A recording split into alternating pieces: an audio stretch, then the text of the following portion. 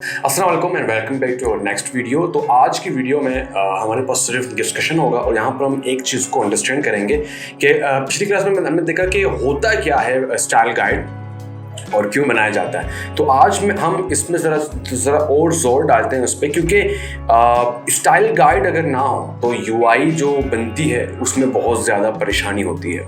उसकी वजह ये है कि पहली बात तो ये अंडरस्टैंड करना बहुत ज़रूरी है। इस वीडियो के जो हम डिस्कस करेंगे वो ये है कि why style guide is important, and second thing इसके अंदर होता क्या है, क्या क्या चीज़ें ऐड करते हैं हम लोग। ठीक है, तो आज की वीडियो में ये दो चीज़ें हम पढ़ेंगे जो कि मोस्ट इंपॉर्टेंट चीज़ है। तो पहली चीज, why style guide is important. सबसे पहली चीज ये क्योंकि मैंने हल भी बात की थी कि अगर आप फ्यूचर में जब ब्रांड्स के साथ काम करेंगे, इट्स मीन एक ब्रांड में कम से कम 7-8 लोग होते हैं, या वो जो प्रोजेक्ट कितना बड़ा होता है उतना वो अपनी चीज़ों को स्केल करते हैं, अपनी टीम को स्केल करते हैं। बेसिकली जब टीम स्केल हो गई, टीम में 8 से 9 लोग हो गए, तो इट्स मीन वहाँ पर स्टाइल गाइड का अगर ना हो तो आप अंदाज़ा नहीं लगा सकते कितना बड़ा इशू हो सकता है। क्योंकि वो अगर स्टेक होल्डर्स जो है ना कम से कम लाखों रुपए लगा रहे हैं उस प्रोजेक्ट्स में और उनके डिज़ाइन के अंदर मुस्तकिल मिजाजी ना हो, हम कहते हैं इंग्लिश के अंदर कंसिस्टेंसी ना हो, तो फिर वो यूआई नहीं रहती। और ये बहुत बड़ा एक परेशान कुन बात है किसी भी डिज़ाइनर के लिए कि उनके डिज़ाइन के अंदर मुस्तकिल मिजाजी नहीं है। तो वो उसको बरकरार रखने के लिए हम स्टाइल गाइड बनाते हैं। अब आपका सवाल ये होना चाहिए कि स्टाइल गाइड इस चीज़ को कैसे हेल्प करता है। अब मैं फॉर एग्जांपल अगर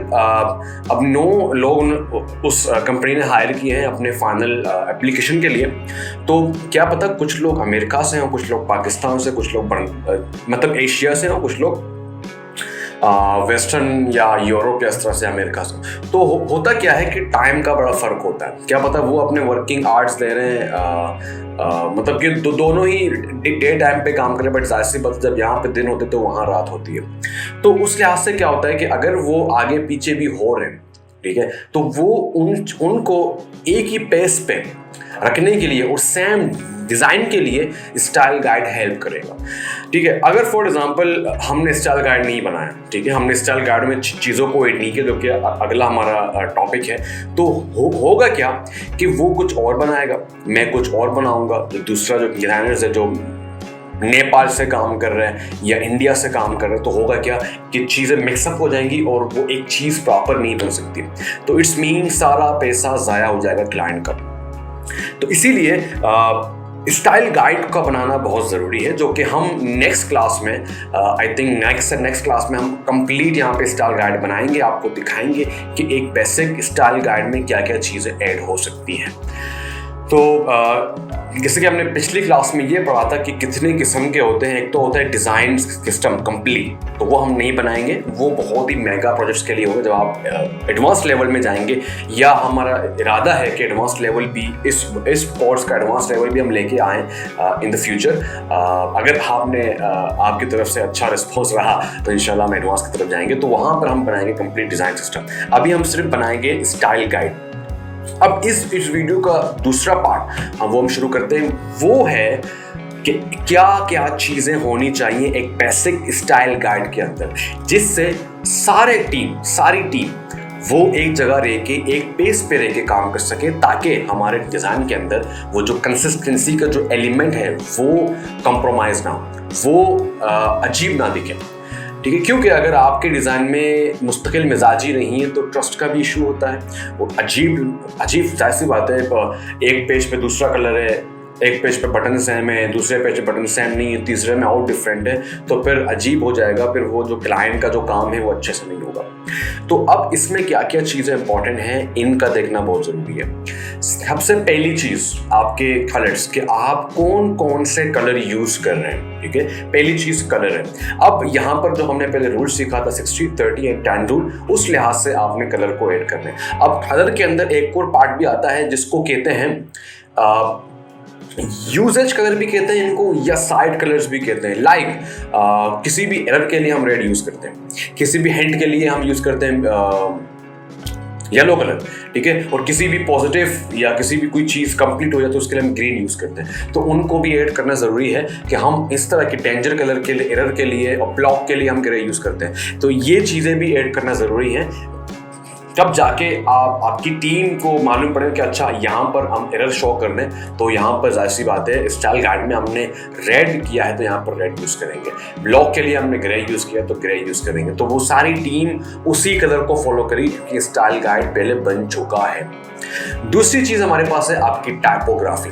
टाइपोग्राफी के अंदर 3 से 4 चीज़ें मोस्ट इंपॉर्टेंट है। पहली चीज़ कि आप कौन सा फॉन्ट फैमिली यूज़ करने जा रहे हैं, ठीक है। यहाँ पे 2 चीजें, एक होता है फॉन्ट फैमिली, एक होता है font type faces. Type faces में सैंस सेरिफ और सेरिफ आ जाते हैं। तो सैंस सेरिफ आपने बताना है कि हम सैंस सेरिफ यूज कर रहे हैं और इस फॉन्ट टाइप फेस का नाम है, फॉर एग्जांपल रोबोटो बहुत मशहूर है, यूआई में बहुत ज्यादा लोग यूज करते हैं, तो रोबोटो यूज कर रहे हैं और उसका जो टाइप फेस है वो सैंस सेरिफ है, ठीक है। उसके बाद फिर आपने क्या करना है, उसको ये भी फील कराना है कि ABCD में वो कैसे दिखेगा और 1 2 3 में कैसे दिखेगा। जब ये कंप्लीट जब बनाएंगे हम नेक्स्ट क्लास में तो ये ज़्यादा इंपॉर्टेंट हो जाएंगे। तो नेक्स्ट क्लास में हम इसलिए इसको डिस्कस नहीं करें क्योंकि इसको इसलिए अलग करें, क्योंकि अगर हम वहाँ पे कंप्लीट स्टाइल गाइड बनाएंगे तो बहुत लंबी वीडियो हो जाएगी और लंबी वीडियो वी थिंक कि इतनी लंबी वीडियोस नहीं होनी चाहिए चाहे हम कुछ भी सिखा रहे हैं। इसीलिए हमने इसको पूरा पर मंथली है या 25 वीडियोस है या 28 वीडियोस है, उसी में इसको हमने तोड़ के बयान किया ताकि स्टूडेंट्स को परेशानी ना हो। इसीलिए ठीक है, तो वहाँ इसीलिए हम इसको डिस्कस कर रहे हैं, वहाँ पर हम सिर्फ बनाएंगे। अच्छा, उसके बाद आपने क्या करना है, अपने टाइपोग्राफी के लिहाज से अपने हायरार्की को सेट करना है कि H1 हमारा इतने साइज का होगा, H2 हमारे इतने साइज का होगा, H3 इतने साइज का होगा, H4 इतने साइज का होगा और पैराग्राफ इतने साइज का होगा, ताकि जो पूरी टीम जब एक पेज पे काम करेगी तो उनको पता लग जाएगा कि अच्छा ये जो मेरे स्क्रीन का जो हेडिंग है ये H1 होगा, तो वो सिंपल H1 को उठा के वहाँ पे पेस्ट कर लेगा या H1 के जो साइज है उसको वहाँ पे पेस्ट कर लेगा और उसको परेशानी नहीं होगी, उसको कोई दिक्कत करने की जरूरत नहीं है, सोचने की जरूरत नहीं है कि यार यहाँ पर H1 क्या होगा, क्योंकि टीम ने पहले ही डिसाइड कर लिया स्टाइल गाइड। ये होगी दूसरी चीज। तीसरी चीज आपके आइकन्स, आप कौन कौन से आइकन्स यूज कर रहे हैं, कितने किस्म के आइकन्स हैं, कि आप फिल आइकन यूज कर रहे हैं, कि आप आउटलाइन आइकन यूज कर रहे हैं, जब आइकन ब्लॉक होगा तो वो कैसे दिखेगा, जब आइकन एक्टिव होगा तो वो कैसे दिखेगा। तो कंप्लीट आइकन्स आपने उसके अंदर ऐड करने ताकि अगेन टीम परेशान ना हो कि क्या होने जा रहा है, ठीक है। उसके बाद हायरार्की की एक एलिमेंट आ जाता है कि हम हायरार्की को कैसे सेट करेंगे। अब यहाँ पे 3-4 चीजें होती हैं, अगेन यहाँ पे टाइपोग्राफी का आता है, बट अक्सर लोग क्या करते हैं कि टाइपोग्राफी के अंदर ही हायरार्की को सेट करते हैं, जैसे कि मैंने कहा कि H1 का साइज क्या होगा, H2 का, बट हायरार्की का अलग से भी डिफाइन करना जरूरी है क्योंकि hierarchy one of the most important element है UI के अंदर, तो इसीलिए इसको अच्छे से डिस्कस किया जाता है स्टाइल गाइड के अंदर। अब इसमें क्या क्या चीज़ें होती है, इसमें तो टाइपोग्राफी का एलिमेंट आ जाता है और टाइपोग्राफी डिफरेंट जगह में वो कैसे दिखेंगे, डिफरेंट जगह में हम हायरार्की को कैसे मेंटेन करेंगे, ये बात होगी।